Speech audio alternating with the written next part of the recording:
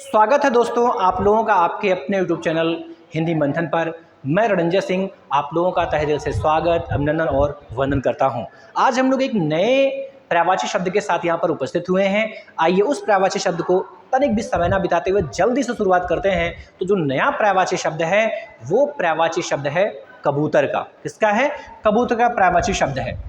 किसका है? कबूतर का। लेकिन ध्यान रहे, आज तो हम लोग कबूतर का पर्यायवाची शब्द पढ़ेंगे ही पढ़ेंगे, लेकिन कबूतर के पर्यायवाची शब्द के साथ साथ हम ये भी समझेंगे कि इसके पहले वाली क्लास में हमने किसका पर्यायवाची शब्द पढ़ा था। इसके पहले वाली क्लास के अंतर्गत हम लोगों ने तोता का पर्यायवाची शब्द पढ़ा था। देखिए भाई, केवल पढ़ना ही बहादुरी नहीं है, पढ़ने के साथ साथ उसका दिमाग में रहना भी बहुत जरूरी है। तो कौन कौन सा पर्यायवाची शब्द तोता का है? मैंने आपको बताया 6 पर्यायवाची शब्द मैंने लिखवाए थे। एक सुख है, एक सुआ है और एक सुग्गा है। तो तोता को सुख सुआ सुग्गा क्यों कहते हैं? तो तोता को सुख सुआ सुग्गा इसलिए कहते हैं क्योंकि तोते का रंग कैसा होता है? हरा होता है। उसको ही हम लोग दाढ़ी प्रिय भी कहते हैं क्योंकि तोते को अनार पसंद होता है। उसी को हम लोग और क्या कहते हैं? तो उसी को हम लोग कीर कहते हैं। बोलने के कारण कीर कीर करके बोलता है, इसलिए उसको हम क्या कहते हैं? कीर कहते हैं।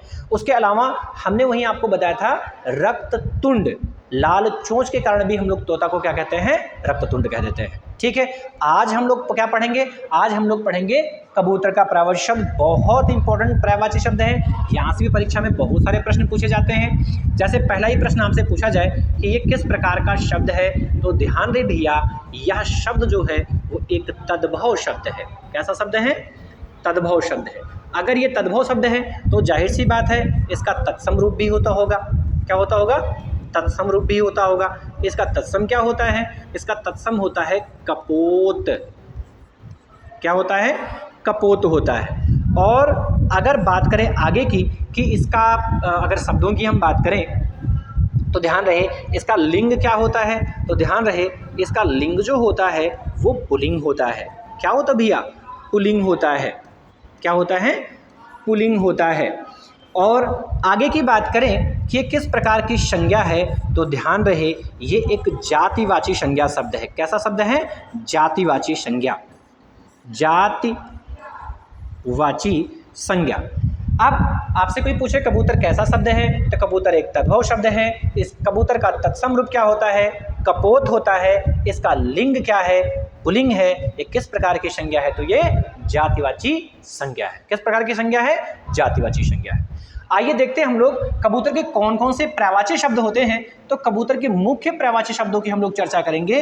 तो हम लोग कबूतर को क्या कहते हैं? पारावर कहते हैं। क्या कहते हैं? पारावर कहते हैं।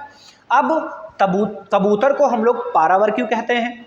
देखो भाई, आपको खूब अच्छे से पता है कि प्राचीन काल में डाकिया तो होता नहीं था, प्राचीन काल में मोबाइल फ़ोन भी नहीं था, प्राचीन काल में ये फ़ोन जैसी कोई व्यवस्था नहीं थी, संदेश को एक जगह से दूसरे जगह पर पहुंचाने का कोई विशेष साधन नहीं था।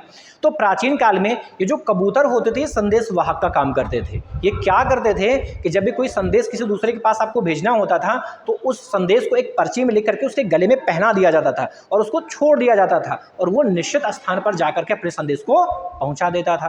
तो ये क्या करता था? एक पार से दूसरे पार संदेश को पहुंचाने का काम करता था प्राचीन काल में। इसलिए तोता को हम लोग कबूतर को क्या कहते हैं? हम लोग पारावर कहते हैं। ठीक है, तो क्या लिखेंगे आप? एक पार से दूसरे पार संदेश को पहुंचाने के कारण। एक पार से दूसरे पार संदेश पहुंचाने के कारण। संदेश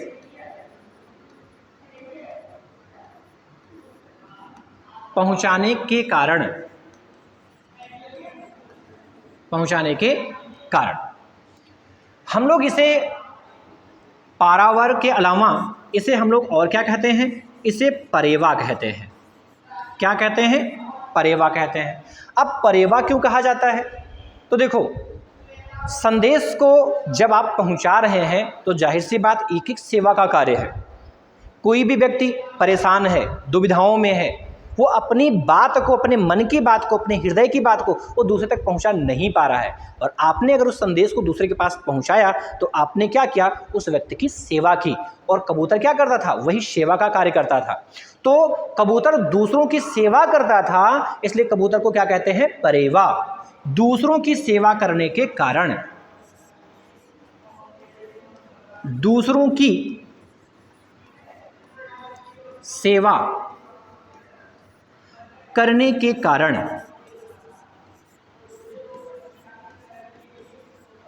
दूसरों की सेवा करने के कारण, दूसरों की सेवा करने के कारण हम लोग इस कबूतर को क्या कहते हैं, परेवा कहते हैं।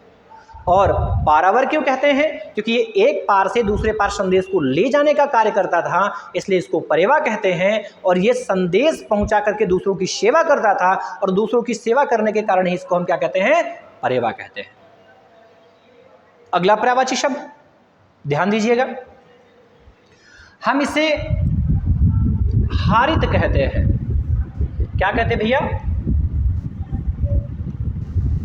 हारित कहते हैं। हारित, हारित क्यों कहते हैं, हारित इसे इसलिए कहा जाता है क्योंकि ये दूसरों की पीड़ाओं को हरने का कार्य करता है। भाई अगर आपका कोई कष्ट है, उस कष्ट को दूसरे को बताना चाहते हैं, क्योंकि आपको खूब अच्छे से पता कष्ट बताना क्यों चाहते हैं।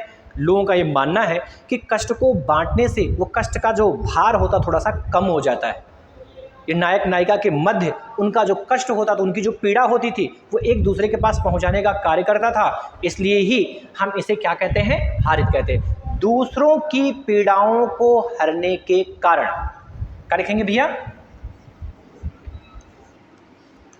दूसरों की पीड़ाओं को हरने के कारण,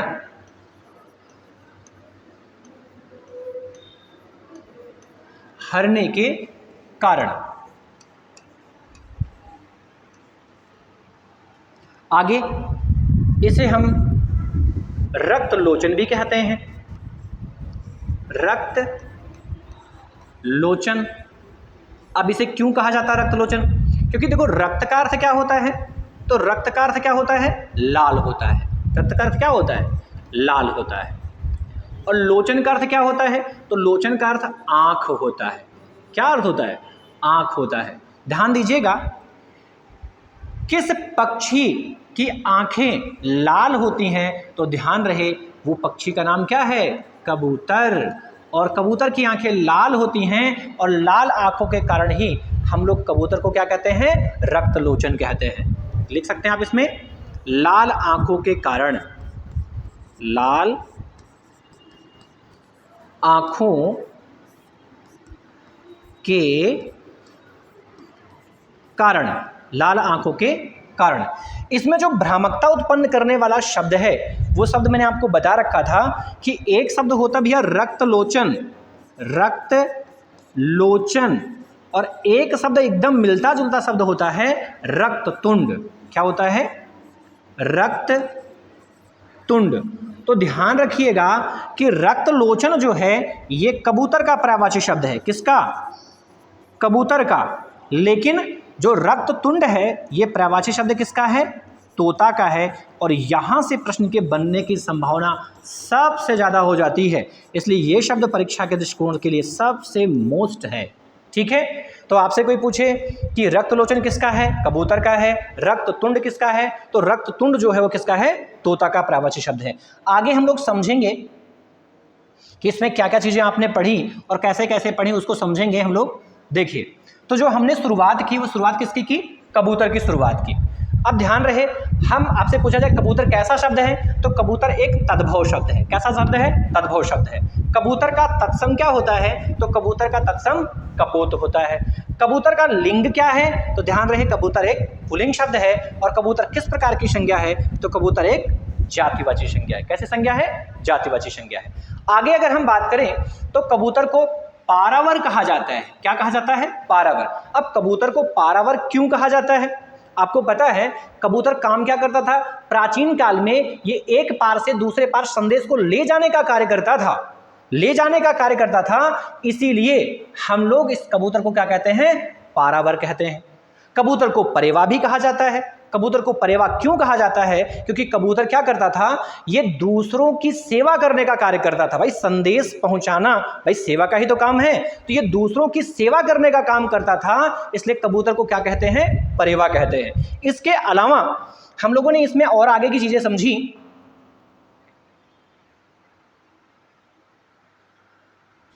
हाँ, अगले नंबर पे हमने आपको बताया कि हारित भी होता है। क्या होता है? हारित। कबूतर को हम लोग हारित कहते हैं। अब कबूतर को हारित क्यों कहते हैं? क्योंकि ये दूसरों की पीड़ाओं को हरने का काम करता है। कौन? कबूतर। दूसरों की पीड़ाओं का हरने का काम करता है कबूतर, इसलिए हम लोग कबूतर को क्या कहते हैं? हारित कहते हैं। और कबूतर को रक्त लोचन क्यों कहते हैं? क्योंकि कबूतर की आंखें लाल होती हैं, इसलिए उसे रक्त लोचन भी कहते हैं। रक्त लोचन और रक्त तुंड में फर्क क्या है?